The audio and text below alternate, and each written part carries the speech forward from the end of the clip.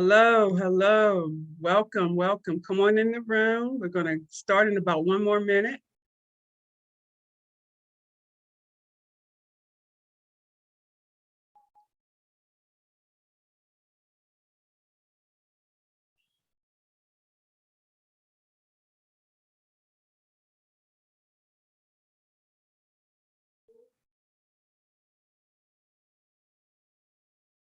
Welcome.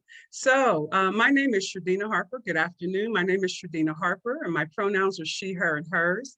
And I serve as the coordinator of cultural programs in the Office of Cross-Cultural and Leadership Development. And my partner today is Jordan King, and I'll allow him to introduce himself. Good afternoon, everyone. My name is Jordan King. I use the pronouns he, him, and his, and I am the graduate student assistant in the Office of New Student Programs, and we're excited for you to be here today. So welcome to the University of Pittsburgh. Today, we're going to talk about inclusive environments and how do we create inclusive environments, and specifically surrounding those environments here at the University of Pittsburgh. Today, our conversation is going to be very interactive, and while we are not able to connect with you verbally, we definitely would love for you to use the chat function, and Jordan is watching over the chat function, and I'm inviting you to please utilize that function. And as I'm going through our intentions, please tell us where you're from. So let's just start throwing in some of those in that chat function and start sharing with us where you're from. And as you're doing that, I'm just going to read through our intentions. And so today we're going to, I'm asking that we're open and honest with our communications today, and that we speak from our own personal experiences. You know, we cannot speak from, I can't speak from all women experiences, but I can definitely speak from my personal experiences. I also can't speak from another person's experience. We're going to listen respectfully, understanding that we're from all different parts of the world. We're going to be open to all new perspectives, take risks, share, be brave, and engage in deep dialogue. Trust the good intent, respect and maintain confidentiality. There may be some things that folks will share today that may be personal, and I'm going to ask that you definitely share the stories, but keep the names confidential. Notice what you see happening in yourself. You might start to feel a little anxious about something, and notice. And if you feel so inclined to feel that you might want to share those things, please feel free to do so. The dialogue will take us deeper. You know, even though we are in this virtual space, I would like for us to even take the time to think about how we're feeling in this space, and utilize this space and utilize this virtual experience, and typing in what we're feeling, and let's talk about that, and share, embrace, and enjoy. Okay, Jordan, where are some of our folks from today?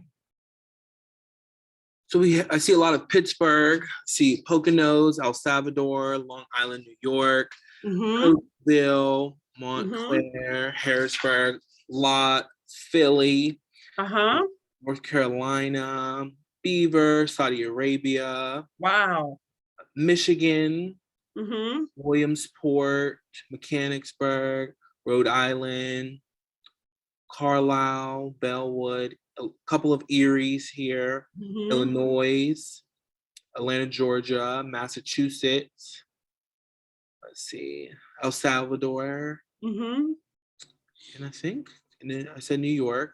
I think that's a good gist of where everybody's coming from. Oh, beautiful. So one of the things I like about the University of Pittsburgh is that we have a conglomeration of folks from all over the world. And this is an opportunity for us to just come together from all different walks of life, just to share and talk and learn about each other's culture and share with one another. Today's a big day for those of us who are from Pittsburgh. If you can't tell, I have my Pittsburgh jersey on. You know, my family, I'm going to ask that you bear, apologize immediately. You may hear them downstairs. It's a big game for us today, they're downstairs watching the football game as we are playing Baltimore Ravens. And so that's one of the things in my culture that we are dedicated Steeler fans. Okay, so this is our session today is going to be extremely interactive, right? And even though we are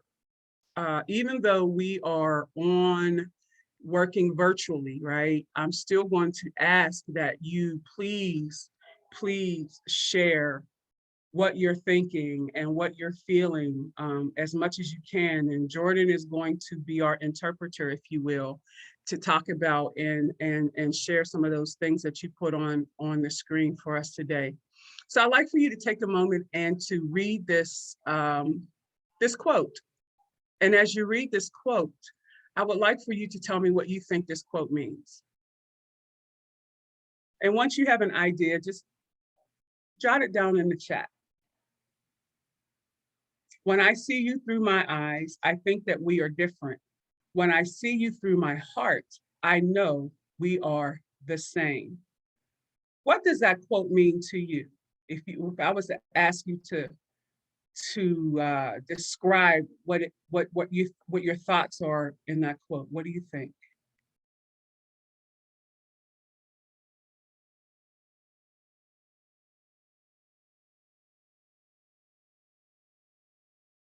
Jordan, anyone coming through yet? Yeah, so we have some love connects. Through empathy, we connect. Don't judge a person based on appearance. Although we may all appear different, we are human. Don't judge a book by its cover. Empathy humanizes. Emotional connections are stronger than visual appearances. Separation is an illusion. We are all the same deep down. And then there's some other responses that they continue to roll in. Separation is an illusion. Let's sit here for a minute. We're all human. Don't judge a book by its color. Let's sit there on those three. Separation is an illusion. We're all human. I think when I read that quote, I can definitely connect with everything that everyone has shared. Those things that Jordan has read. When I think about the quote, I too think about when we look at each other, we see what we visually see on the outside. We see maybe hair color, we might see skin color, we might see a shape of a person. But if we were to remove all of that, right? At the end of the day, we're all human. We all have red blood that we all need. We all have a heart, we all have bone structure, right? And we are all human beings, and we all need those same things to live. And sometimes, yeah, when I see you through my eyes, yeah, we are different. But when I see you through my heart, at the end of the day, we all need that heart. We all are human beings. So beautifully said. All of you have pretty much shared the gist of this saying. I don't want to leave anyone out. Does anyone else have anything that they want to share? I'm going to be very transparent. Like, this type of training is very difficult for me, right? Because I'm so used to having conversations back and forth. So having this like middle person in the middle is different. I mean, I've done it a couple times, but it's kind of rough. I see something came in, Jordan. Oh, maybe I can kind of help Jordan a little bit too. Yeah, so I put a message in there just about the parents get to know session. So that's a side note, but there are a couple other responses here. So although everyone has different features, we all create the same. Even though everyone is different, it comes from all walks of life, we are all equal and connect through each other. And then we're one species sharing one planet. Beautiful, beautiful, beautiful. I love it, I love it. So let's take a look at this next video. I'd like for you to look at the video and then let's talk about the video. I would describe my political views as the new right. I say that I'm left.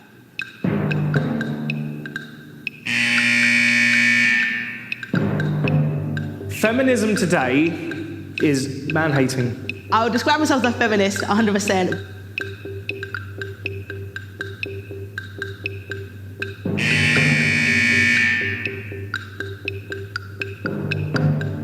I don't believe that climate change exists. We're not taking enough action on climate change. I think it's about time these people got off the high horse and started looking for credible problems that actually exist.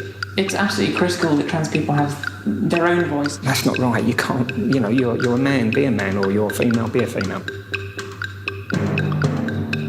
Women do need to remember that we need you to have our children. Could I be friends with someone that says a woman's place is in the home? Right, okay, well, I'm an expert at flat packs. If you have any trouble, just watch me. So it looks like I've got your instructions here. I think so. Let me help you. It's just that bit there.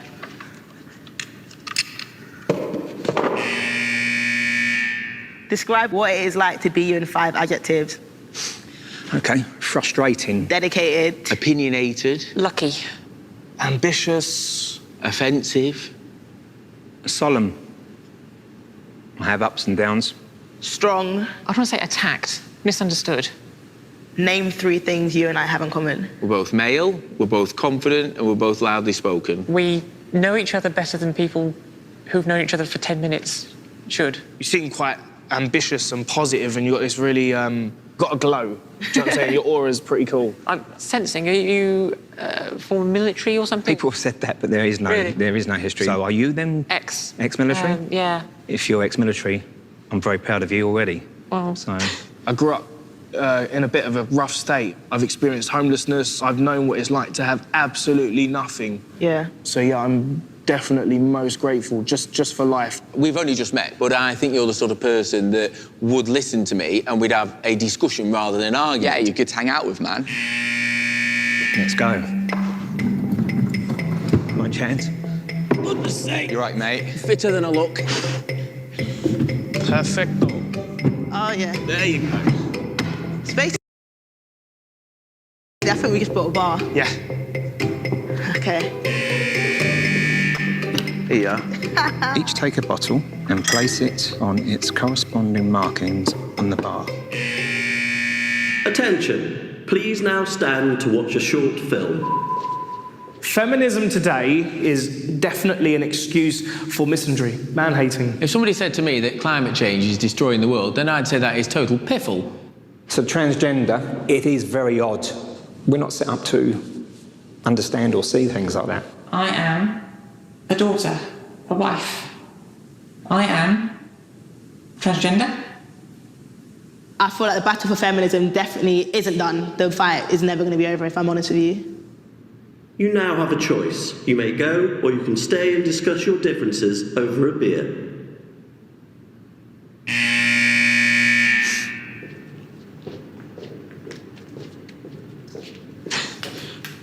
I'm only joking. You had me for a second then. Well, I'm having a drink. I'm having a drink. Yeah. I want to discuss. Beer. Yeah, beer and discuss. Cheers. At the end of the day, mate, About I've reaching enjoyed out to working with people, you. yeah. And, you know, even if you wanted to convince people about your point, the productive thing to do would be to sit down and have a Just beer. engage. I've been brought up in a way where everything's black and white, but life isn't black and white. Yeah, I'm just me. Yeah. Smash the patriarchy. I'll give you my mobile number, you give me yours, and we'll keep in touch. I'd have to tell my girlfriend that I'll be texting another girl. She might get a bit upset with that, but I'll have to get round that. I'll have to tell my girl. She'll have to run with it.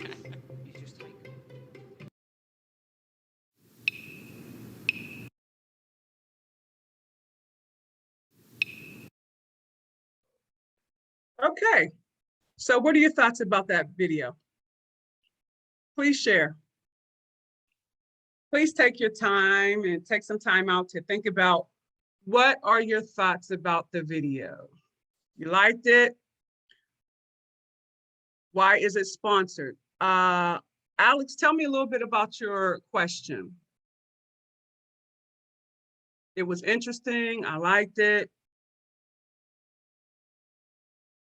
Discussed differences, I really enjoyed it. I thought it was very powerful.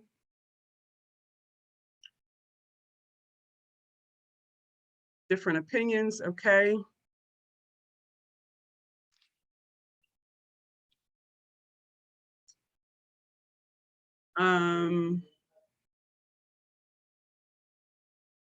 Help me out, Jordan. It's going too fast for me now. Yes. So there a lot of very interesting, very informative messages, responses here. Intentions were nice, strong message. I think to add to Alex's point earlier, it was wrapped up in a commercial. So it seemed like they were trying to sell something wrapped in a very important message. And Trent added that piece. Discussing differences can be good, but in my opinion, there's nothing wrong with walking away from someone who doesn't respect you as a person. Grateful that they Say that again. Say that again. So discussing differences can be good, but in my opinion, there's nothing wrong with walking away from someone who doesn't respect you as a person. There's nothing wrong with walking away with someone who doesn't respect you as a person. I don't think that that was the gist of this video. The gist of this video was that they didn't understand the person. And that's what I want us to walk away with this video understanding, is that a lot of times when we have differences, people have never had an opportunity to get to know the person, right? And so many times when you have differences in cultures, people have never had an opportunity to sit down and get to know them. Right. So in these situations, the way I thought it was very interesting how it was done is they didn't know they had differences until the end. So what they had in common was to build a bar.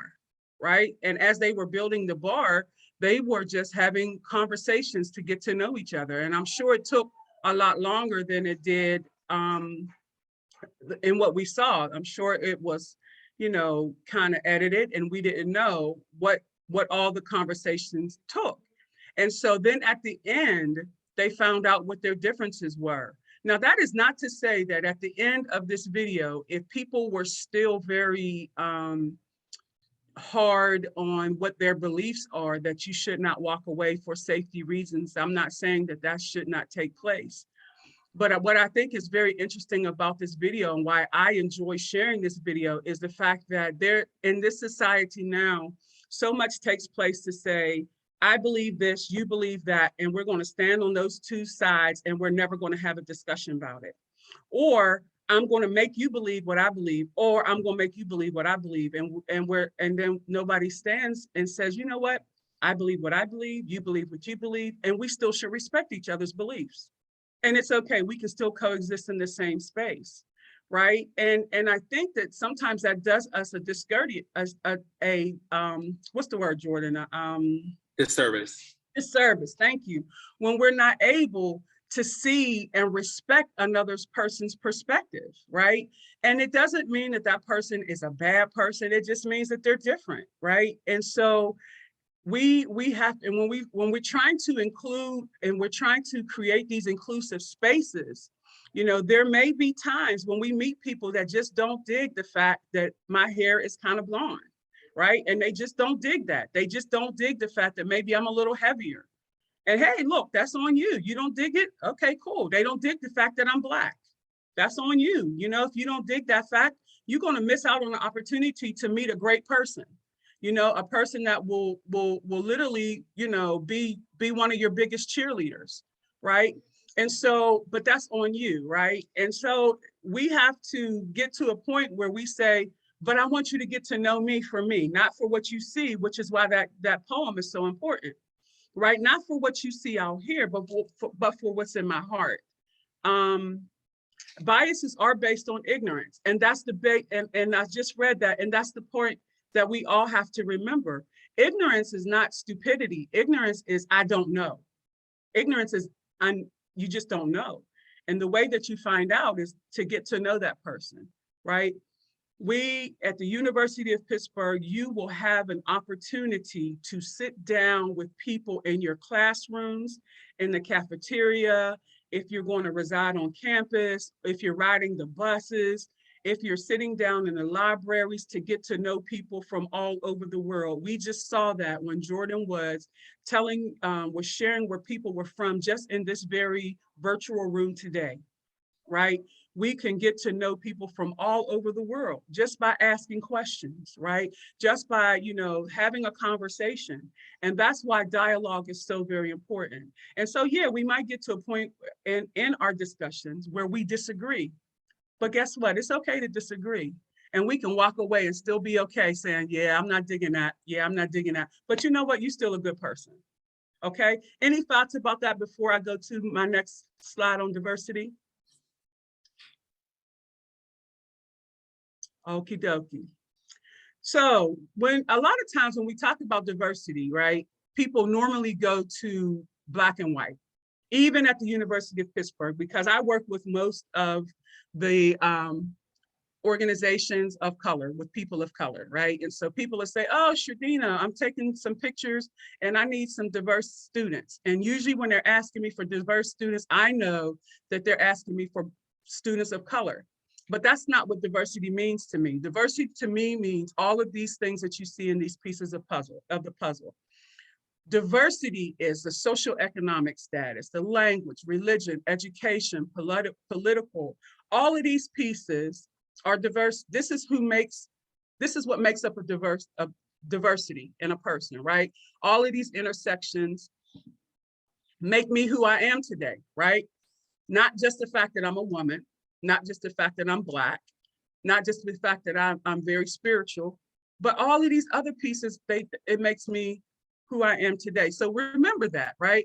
So when you become the leaders that you will become in the world, and somebody says to you, let's get diversity, don't just think about color, right? Think about, we want people who are, older. We want people who are younger. We want people who have visual and non-visual disabilities. We want people who have different ethnicities. We want people on different political sides. We want everything that makes up a diverse standard. Thank you, Richard. I see you. I see you. I'm starting to get this hang of this little message thing. All right, here we go. All right.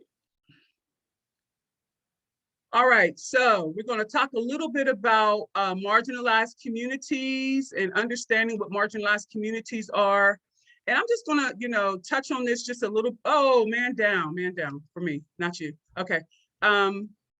What these marginalized communities are, right? And what marginalized, Miss Shardina, do not use the word minority. I do not consider myself minority. That's just me. Other people, I understand that people use that word specifically around Black people. I feel that I'm underserved. I'm not minor, right? I feel that I say this everywhere, I'm a queen, right? And so I am not marginalized. I am not less than. So I may be underserved. I may be marginalized, right? But I'm not, yeah. Anyway, so when we look at this word, it is usually, it means that left out politically, socially, economically, and it's devalued. So from the margin, the majority, right? So can you throw in the chat for a second other communities that that are left out of the majority? Other communities, I gave you one, the Black community. What are other communities? Transgender, absolutely, absolutely. LGBTQIA+, women, yes. Native American, beautiful, you're coming in it. I see I'm Jewish, yes, yes. People with disabilities, beautiful. Hispanic, disabled, beautiful. Mental illness, you got them. Latin, beautiful, beautiful. Excellent, excellent. Middle Eastern communities, yes, yes, yes, yes. Excellent, excellent. And so for many of those communities that you are mentioning, immigrants, yes, are marginalized communities, right? And so when we talk about privilege, it is special rights, advantages, or that are available to persons or groups, yep, within the dominant majority, okay? So this is a picture that I like to look at. If I can get it over here. All right, here we go. So when we look at this picture, right, and we're thinking about, I'm not gonna read this anymore because this is what happens. It distracts me. we're thinking about the picture: reality, equality, equity, liberation, right? Everybody, these three folks want to look at the football game or the baseball game, right? They want to look at the baseball game. Reality, and if we look at the heights of the people, right? This would be the person that we would think that is kind of has the privilege of being tallest, right? This would be the person that's kind of, medium height, in the middle. And this is the person that would be marginalized, okay? So usually in society, we look at the person with the privilege having, he has all of the boxes and he's good. The person in the middle is good, but the person marginalized has to, and this is what reality shows. Equality says, hey, look, you know what? We want to give everybody a box. But guess what? The person who is marginalized still can't see, right?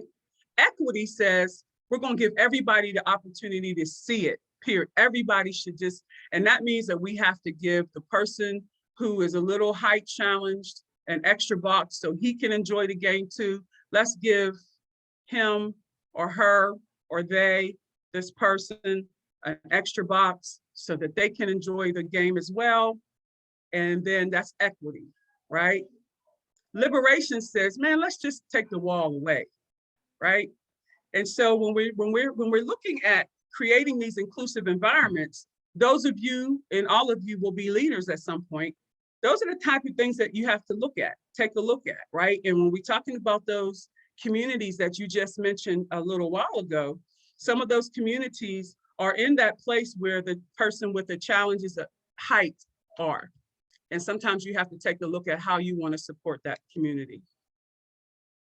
All right, let's look at this. What are we at? Okay, let's look at this next video.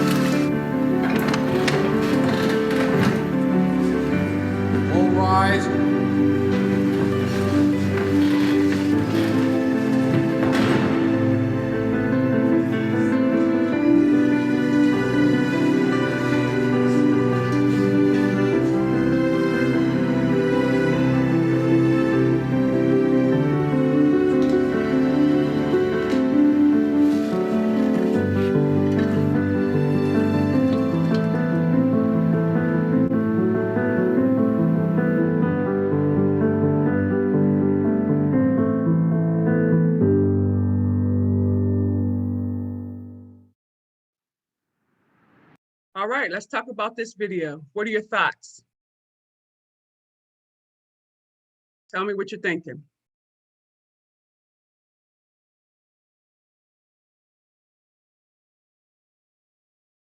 What are your thoughts? You didn't think anything? What was this video talking about? It's common in misfortune and unfortunate. What is, Abigail?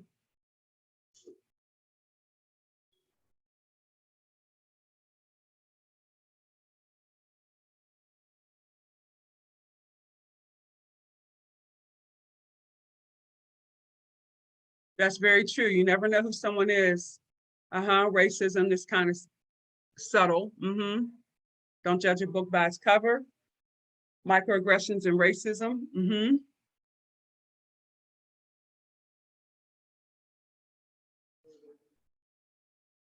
So, this is something that we prejudice, yep. So in this section, I kind of title this section bias, right? And it can be considered racism. It can be considered microaggressions, which we're going to cover in the next section as well. And so,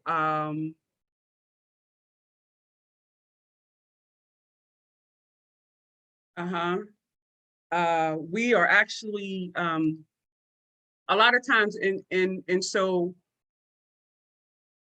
when he was walking down the street with his son, and the two children recognized each other, right? And the two children were excited to see each other, that look of familiarity and friendship, right? And we, in a lot of our sessions, we talk about how the mother just rolled the windows up and locked the doors. That was a form of what we call microaggression, right? And she rolled up the windows, and what that could have possibly taught her daughter, right? And taught the son, right? And how some of these things are taught to children, not necessarily saying a word, but by parents doing the things that they do, and how children are watching your parents, and how some of these things are embedded in us from very early ages. And basically, these microaggressions and these biases happen sometimes at such early times that we don't even know where they came from. And guess what? We all have biases. We all have biases, right? We all, I found myself many times saying, I need some strong men to move these tables, right? Or I need some strong men to move these chairs, right? And I found myself using some verbiage that's not appropriate, in terms of my own personal biases, right? And I do this work, and I've had to think about that's not okay to say, right? And so as we think about inclusive spaces, right, there's some things that if we were together, I would ask you to think about some things that you say that now that you know what a bias is, that would not be appropriate. Not necessarily to speak it, but think about now how when you want to make sure that you're not offending anyone, right? Those things that you learned that were kind of biased, right? And I often share how I had a great aunt that used to say to me, the type of men that she didn't want me to marry, right? And I remember growing up thinking, I'm not going to marry a white man. I'm not supposed to marry a white man. It wasn't until college that I understood that wasn't okay to think that way, right? But it was embedded in me from a very early young age, right? And that was not okay. That was a bias. That was prejudice, right? And so sometimes we have to dig deep and figure out where did these things. Sorry if y'all can hear my family, something's happening in the game. But if you can, if sometimes you have to figure out where did these things come from? Why do I not like certain people? Why am I nervous about certain cultures? Why do certain things make me nervous? Where is that coming from? And sometimes you got to think about that, especially now, when you're in sometimes a new environment, right? Whether it's the city life or whether it's the college life, why do football players make me nervous? What have I learned about football players? Why do fraternity parties make me nervous? What have I learned about fraternities? We need to start to think about those things. What have I learned about sorority women? Why don't I want to be in a sorority? What have I heard about sorority women that may be true or not true, right? And so it's important that you get out here and learn things for yourself. Any thoughts or questions before I move on to the next session?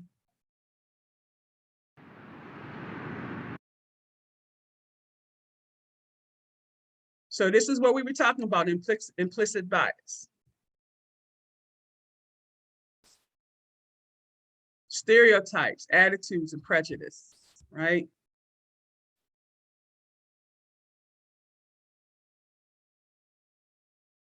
Microaggressions.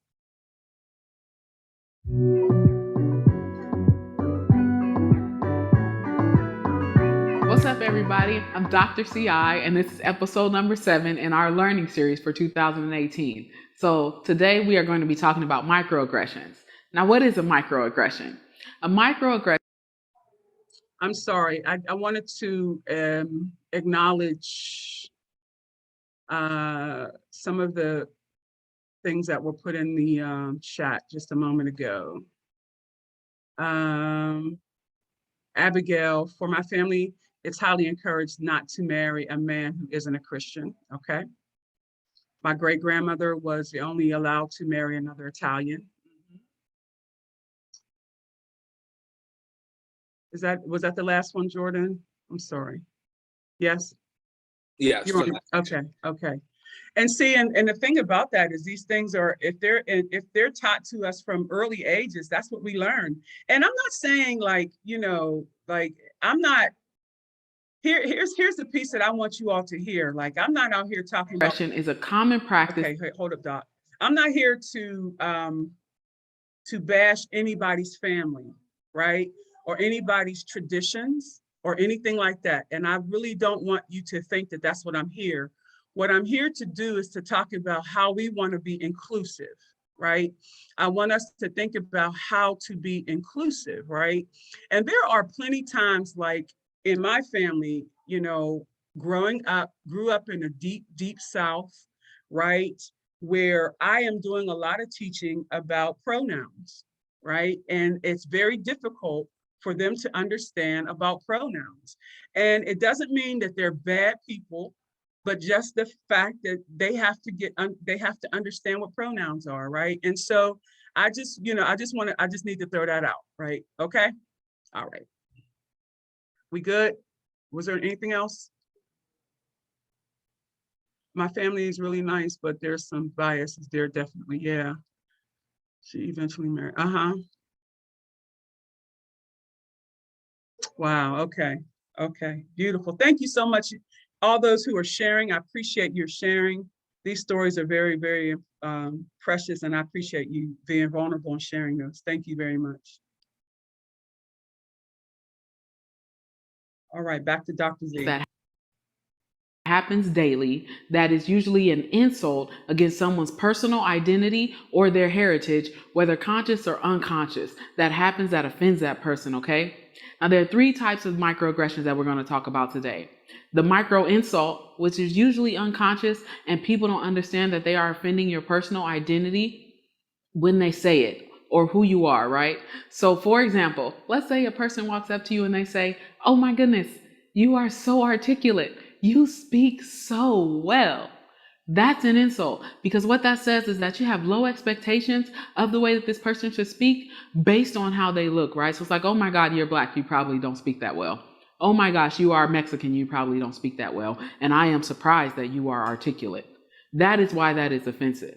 The next is a micro assault. Let's say you see a Black woman walking down the street with an afro, and you're like, "Oh my gosh," and you reach out and touch her hair without her permission, right? She is offended by that. Let's talk, for example, about a micro assault. It's something that you know that you shouldn't be doing. It is a conscious act to offend someone's personal identity or heritage. For example, if your child comes out to you and says, "I date people of the same sex," or "I'm LGBTQ," and you deny them the right, you say, "I forbid you from dating someone of the same sex. That's not right. It's not in our religion," etc. That is a micro assault, okay? You are conscious of the fact that you are denying them the right to their personal identity. Now, some people say that's just an assault. It's not, okay? Because a micro assault is very different from a macro assault. A macro assault is, for example, if I am the president and I have created a law that forbids people from dating of the same sex. That's a micro assault. There is authoritarianism behind it. There is consequence based on an institutional privilege. That's at the macro level. At the micro level means that it happens in your house. Those 2 assaults are very different. The third one is a micro invalidation. Now, what does that mean? A micro invalidation is if someone is bringing up an event in which they felt like they were discriminated against by another person and their personal identity or heritage was offended. And let's say, for example, you're in a meeting with your team, and Michael brings up the fact that he was at a social event and he felt like George said something racist towards him, discriminated against him. And then John steps in and says, oh no, there's no way that person could have been discriminating against you. I know them. They're a good person. Let's move on. You have invalidated Michael's experience of what happened in that event. And because of that, you have rendered what he said useless, right, in that moment. And no one is listening. That's a micro invalidation. So you have 3 examples of the different ways that microaggressions occur. So make sure you check out the description, look for additional resources that will provide you on microaggressions, and then make sure you tune into video number 8. We'll see you soon. I'm Dr. CI. Y'all have a great day.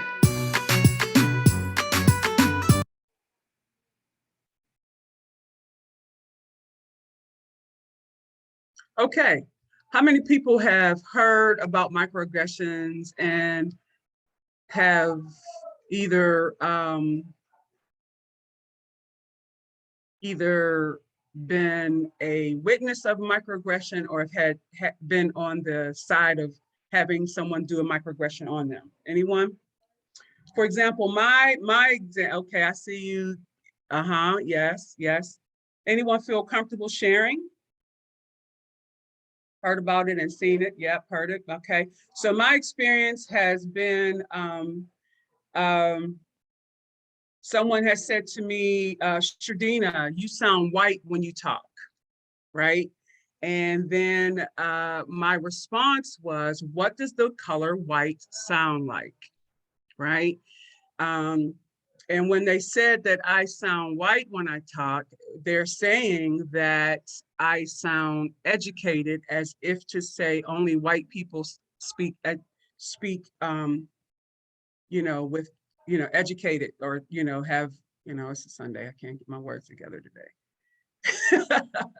Only white people have have the language of etiquette, right? And so, quite frankly, you know, I do speak I have a lot of different languages. I can speak Ebonics as well, which I think is a good language when I need to speak it. But I do think that it's important to know every culture has their own language. I mean, and I've been around some Italian people, and I have not known, and they are speaking English, and I have to be very, very like focused very hard to understand what they're saying when they're around their family, right? Because cultures have their own language. And I think that it's important to recognize that, right? And so when we think about microaggressions, it's usually a little subtlety, right? It's usually a little subtlety that somebody will say something that's not okay, that makes a person, we won, all right. Did we win for real? Don't play with me. Okay, okay, don't make me lose my focus. Don't do that to me. Okay, back. Okay, so it's usually a subtlety that is so that you have to really pay attention to maybe the person receiving it, right? Steelers win. I just heard my family screaming. Okay, so praise the Lord, hallelujah. They're down there screaming. All right, so my niece, for example, in an elevator, someone told her she was very well behaved, right? Now that to me was a bit of a microaggression, because my response to the person was like, yeah, that's kind of what's expected in an elevator, right? Like, you know, or to a gay person, to let's say to a lesbian, you just haven't met the right man yet. To a gay man, you know, tell me what we're going to, you know, about his dress attire. Help me think of some more, Jordan. You got any more, for anybody, any other, to Jordan? Okay, can I use one on you, Jordan? Yeah. Jordan, you go to Pitt? Yes. Oh, you play basketball? No. Oh, you play football? No. Oh, well, how'd you get into Pitt? I just got accepted on academics. Oh, academics. So the microaggression I just did on Jordan is that he could only, as a Black man, he could only get into Pitt because of his athletic abilities, not because he is a smart, intelligent Black man. To an Asian person, you might say, oh, I really can understand you. You speak really good English, right? You have any more microaggressions to share, Jordan? If One of the ones that I like can share from experience was I was talking to somebody, and automatically when I said I went to Pitt, they automatically assumed it was a branch campus. So they were like, oh, which branch campus? And it was never like, oh, you go to the main campus. So so it could be even like if they do consider you got in academics, sometimes they find other loopholes that they don't know or unconscious to ask about. Okay, thanks. So this one thing we're getting ready to talk about, privilege. And what I want to say about privilege before we get into this is we all have privilege. Every single person on this virtual room today has privilege. And Shardina has privilege. I have eyesight, I have a car, I have educational privilege, I have privilege, right? Jordan has privilege. We all have privilege, right? A lot of times I have heterosexual privilege, right? Jordan has gender privilege. He's a man, right? And so we all have privilege. And a lot of times when we talk about privilege, we end up talking about white privilege, and everybody wants to go crazy about white privilege. But there is such thing as white privilege, right? Just like there's a such thing as heterosexual privilege, meaning that because I'm a heterosexual, I get to walk down the street with my partner, my male partner, hand in hand, hugging, kissing, and no one screams vile things and horrible things at us. Everyone, if I'm sitting in a movie theater and we smooch, nobody is saying anything horrible. We can adopt children. We can get married in all states. We can do, but a person, same sex couple does not have those same rights, right? And so that's the same, that's the privilege that we have as heterosexuals. Same sex couples don't have all of that, right? Black folks are still struggling in some areas, right? And people of color are still struggling where, you know, where white folks or our white brothers and sisters are not. And so women are struggling in some areas where men are not. And so there are certain privileges. My question is, what are you doing with your privilege? What are you doing with your privilege, right? And this video will help us figure it out.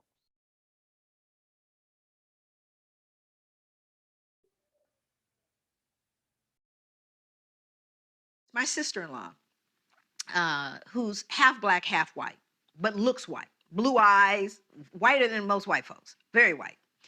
She and I, we kind of grew up together. We raised our children together. So they're first cousins, and it's a wonderful, very, very multicultural family. So we're going in a Safeway one day. And Kathleen, my sister-in-law, is in front of me. And she's, writing a check for her groceries. Now, my daughter, who at the time was 10 years old, was standing with me, and I was directly behind her, getting ready to get my groceries. So Kathleen comes up, and the checker, who is a strawberry blonde, freckled, very delightful, warm, the checker, this young woman, is talking to Kathleen. Hey, how you doing? Isn't it a nice day today? They're just chatting up. And she says, yeah. So Kathy writes her check, and she steps off to the side with her groceries because she's waiting for me. Of course, again, Kathleen looks white, right? So I come up. No conversation. She looks up at me. Absolutely no, just a little chatter. And I write my check. My daughter, however, is 10, notices immediately the difference in how she responds to me. So I write my check, and she goes, I'm going to need 2 pieces of ID. At which point, my daughter looks at me, and she gets very, very embarrassed, and tears are kind of coming up in her eye, like, Mommy, you're not gonna let her do this. Why is she doing this to us, right? So I'm trying to figure out what I should do, because behind me are 2 elderly white women, right? And I'm thinking, okay, so then I become the angry black woman, right? And they're gonna be, and I'm just trying to second guess all the drama. So then I just give her the 2 pieces of ID. I said, some things you gotta choose your battles, right? And then it gets worse. She pulls out the bad check book, right? So this is the book that shows the people who've written bad checks.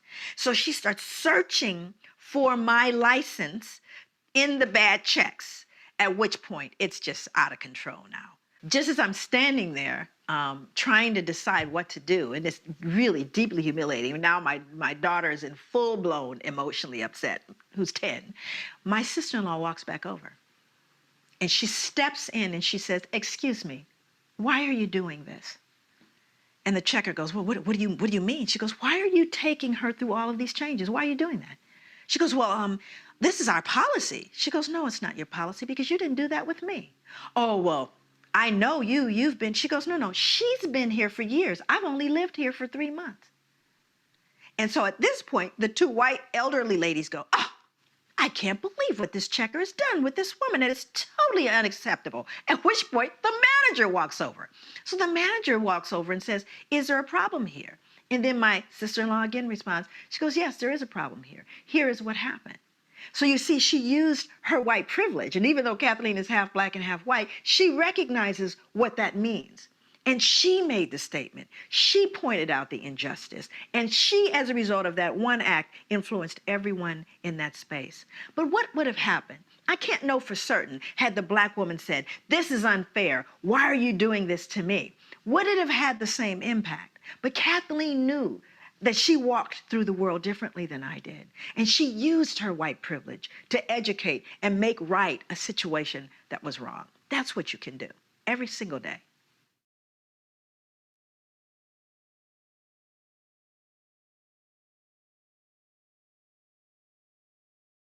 So I'd also like to share a situation probably about, I would say, wow, maybe about, I've been at Pitt now 10 years, so maybe about 6 years ago. There was a lady in the cafeteria named Miss Lynn. And Miss Lynn, so the cafeteria, it's called Shinley Cafe. I think it's still called Shinley Cafe, downstairs in the Union. It is a cafe downstairs, and they sell French fries. And so it's changed a little bit now, but I think they still sell French fries. And she had a wilted hand, and her hand was like this, and she held it close to her body, right? And her arm didn't move, right? And so she was the cashier, and she also had some problems walking, okay? And so as a cashier, they used to have a stool. And Monday, Wednesday, I love French fries. And so Monday, Wednesday, and Fridays, they had French fries. And on Tuesdays and Thursdays, they had the curly fries. I didn't like curly fries. So every Monday, Wednesday, and Friday, I was down there getting French fries. And so Miss Lynn would, so I knew everybody in there. So I would go down, and that's the first thing, right? Privilege, right? So a lot of times we don't get to know people who are serving us, right? A lot of times we cross over people who are serving us, people who are keeping the grounds, people who are keep cleaning our dormitories, people who are serving us, right? Can I get some French fries and we're on our thing, right? But so I knew everybody, and I'm going down there. And then one day I noticed that she didn't have her stool. And I asked her what happened to the stool, and she said they took the stool away. And I said, "Oh my goodness." I said, "Well, are you okay?" She said, "No, it's bad because I have to stand all this time." I said, "Wow." And I kind of went back to my office. And so later on that week, I saw her walking across the street. I got to move this fast. I saw her walking across the street, and as she's walking across the street, I noticed that she was limping really bad. I asked her if I could take her home. And so I live on the north side of Pittsburgh. She lived in Wilkinsburg, which was a good 20 minutes out of the way. My first privilege was the fact that I had a car, right? And so I took her home in the car. Make a long story short, found out that they took the stool, told her to talk to her doctor, had her doctor write a letter to the university saying that she, had some challenges and that she needed a stool, right? Another privilege, having educational privilege, education, right? Knowing how to work a system, right? And so asked her to, and then also supported that letter by writing a letter of my own to talk about. And she had also rolled up a towel, and put it on the counter and was leaning on the towel. And that's how she would count her money because she was in so much pain, right? And I sent a letter to, at the time it was Sodexo, to share all of that. I'm sharing all of that to say to be, to have privileges, whatever those privileges may be, and see people suffering and continue to have those privileges, whatever they may be, and not do something about it is the shame on us, right?